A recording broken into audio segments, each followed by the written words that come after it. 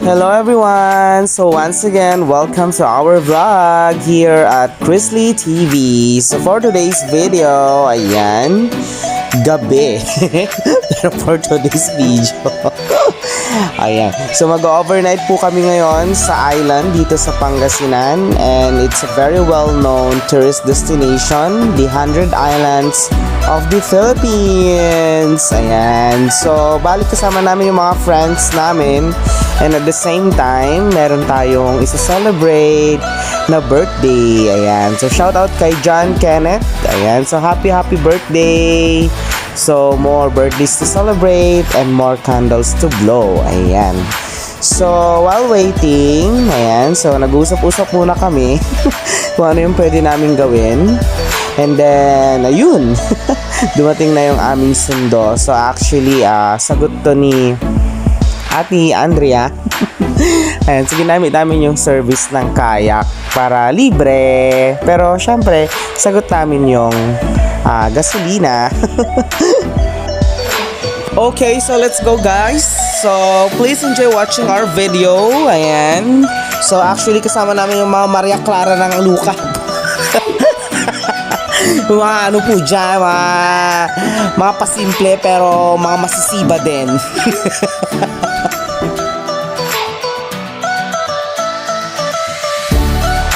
So, this is my first time na mag-overnight sa Children's Island. So, I guess mga 20 to 30 minutes yung travel from the Pantalan going to Children's Island. So, medyo nakakatakot kasi parang uulan pero enjoy lang.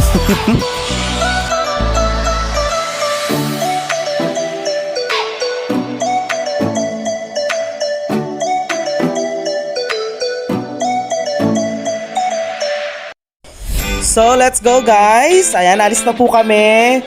Please enjoy watching this video. Diyan lang kayo.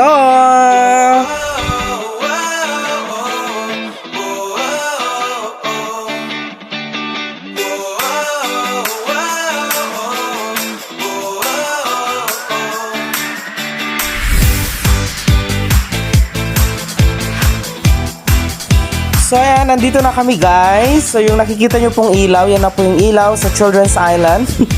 So bale, madilim po, pero enjoy naman. And of course, nakarating naman kami ng safe at wala pong nalunod. Wala pong nakimatan. Ayan. So ayan, so syempre set up na namin yung aming tent. So, after naming nag-set up ng tent, so ayan. So, bali, hindi ko na po na-videoan yung kakain po kami. Tapos, magsa-celebrate kami ng birthday ni John Kenneth. So, hindi ko na po yung nagawa kasi medyo magulo at madilim. And so far, masaya naman yung celebration. Nag-enjoy naman ng lahat. Good morning, everyone! So, morning na po. Time check, it's about 5 o'clock a.m. So, bali ganito po yung view dito sa my Children's Island. Nasa rooftop po ako actually ng pavilion. Ayan. So, dito po so far nakaka-relax and then talagang mafe-feel mo na napakasayang mabuhay. Ayan. So, kung tatanungin nyo po kung magkano po ang binayad namin sa pavilion ng overnight, libre din po. Ayan.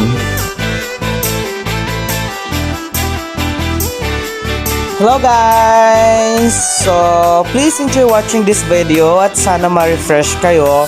And then if you have time, please, pwede po kayong mag-comment sa comment section ng aming YouTube. And then pwede po kayong mag-ask ng information dito po sa 100 Islands. So, medyo kabisado ko naman yung mga rates. Nasa inyo na po yan kung may mga concerns po kayo. Salamat! So, pwede po kayong maligo dyan, of course, at napakalinaw po ng tubig.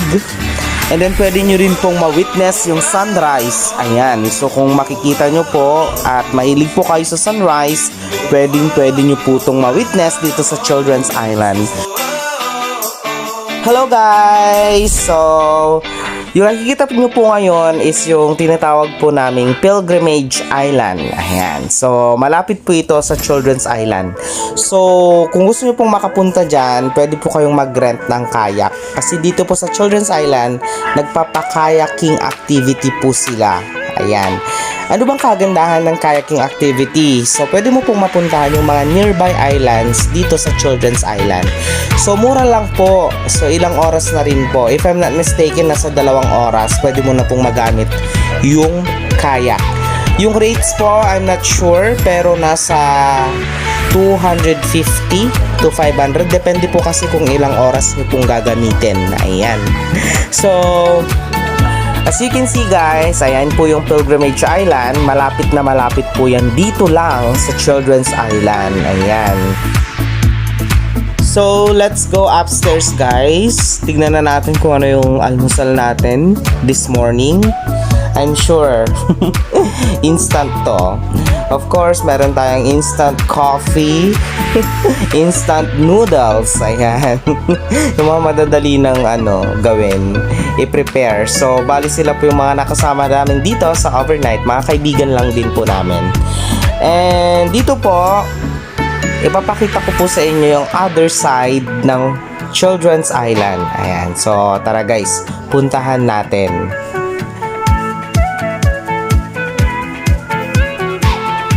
So, update ko na rin kayo guys kung magkano ang gazebo dito pag day tour and overnight. Pag day tour, 600 pesos. Yan. So, yan po yung gazebo. And then, pag overnight naman po, 1,000 pesos. So, ayan. So, ayan po. And then, of course, ayan po yung ating view na talagang napakaganda naman talaga na picturean. Talagang Instagrammable. Ayan. So, malapit lang po yan sa Children's Island. Pwede nyo pong puntahan, languyin. Ayan. And then, mababaw din lang po yung tubig. So, dito naman tayo. Dito, nagpicture ako dito guys. Ayan. So, pwede yung magpicture dyan guys. Background nyo yung islands. And then, of course, pag pupunta kayo sa 100 Islands, magdala na kayo ng pangmalakasang outfitan. At dapat ang goal nyo, 1,000 photos. Hindi, joke lang. So, ayan po, lapit tayo. So, bale, ito na po yung view dito po sa baba. Ayan, so, tignan nyo naman guys. So, ayan po. Napaka-relaxing at napaka-sarap isipin na pagising mo ng umaga, ganito yung mawi-witness mo, di ba? So, yan po yung mga gazebos. Ayan, guys. Yan po. Tapos, ayun, dun po kami nagstay sa may pavilion po. Ayan. So, please enjoy watching this video, guys. So, mamaya ipapakita ko pa po yung other sides ng Children's Island. Ayan. So, mamaya makikita nyo po yung aming pagkayak. Papunta po sa iba't ibang islands. Ayan. So, dyan lang muna kayo. Huwag kayong alis!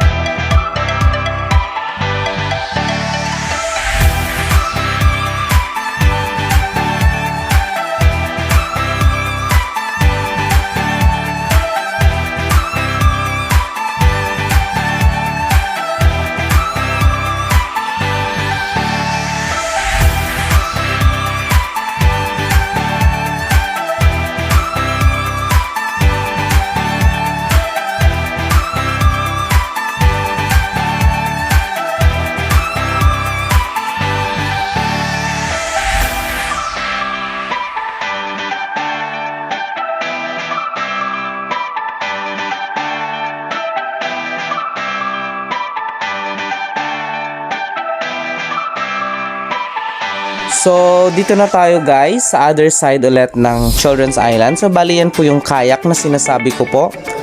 Yun po yung gagamitin natin mamaya para po mag-kayaking activity. Ayan. So, please enjoy watching this video.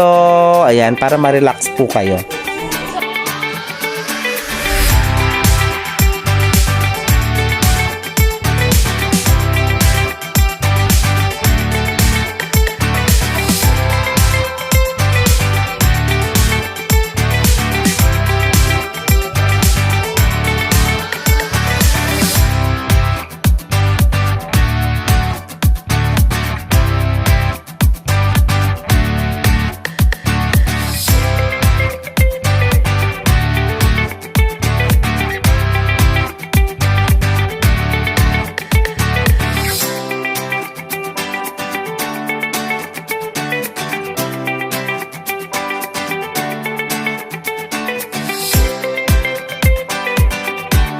So this time, ayan, mag-ready na tayo para sa kayaking activity. So bali, binaba na po yung dalawang kayak.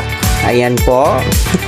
Siyempre, we are excited. Ayan, kasi medyo matagal-tagal na rin nung last na nagkayak po yung mga kaibigan namin. Pero ako first time ko talagang magkayak.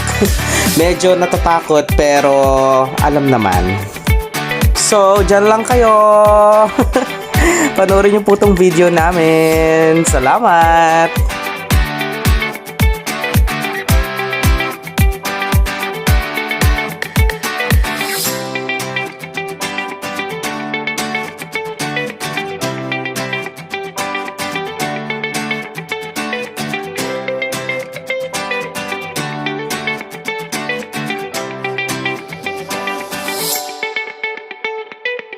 Okay, so it's my turn. So, medyo kabado. Ayan.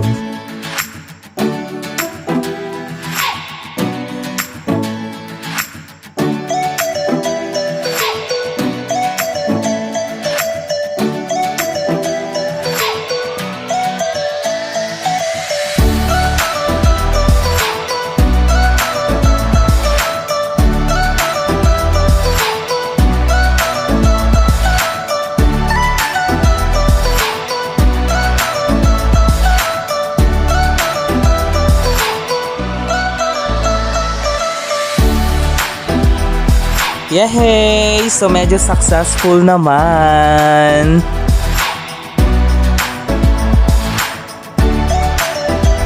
So, this time, prepare muna tayo ng pang-lunch natin. Ayan. So, bali, yung lunch namin ay bangus and then yung hito. So, shout out sa nag-sponsor nito. Ayan, syempre si Ella and then yung kanyang partner na nag-birthday. Ayan. So, bali, mag-iihaw po kami and then of course nagluto din kami ng crabs. And also I would like to introduce with you guys the souvenir store ng aming kaibigan na si Ate Andrea and ni Mommy Earl. So pag nagpunta po kayo dito sa Children's Island, hanapin nyo lang po si Ate Andrea and Mommy Earl and then bumili po kayo sa kanila ng souvenirs. Mura po, sobra.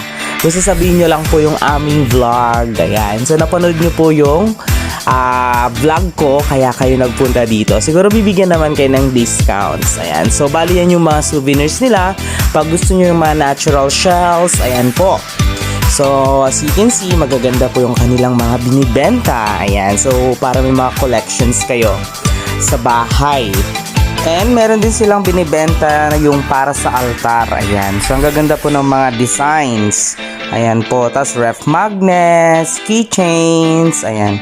Ayan po, natural shells. So, as you can see naman guys, ayan, gawa yan lahat po sa shells. And then, meron din po silang t-shirts. Ayan po. So, magaganda po yung printing. And of course, meron din silang mga merienda. Mura lang din, syempre. So, papatungan lang po ng konti kasi nasa island po tayo. Ayan.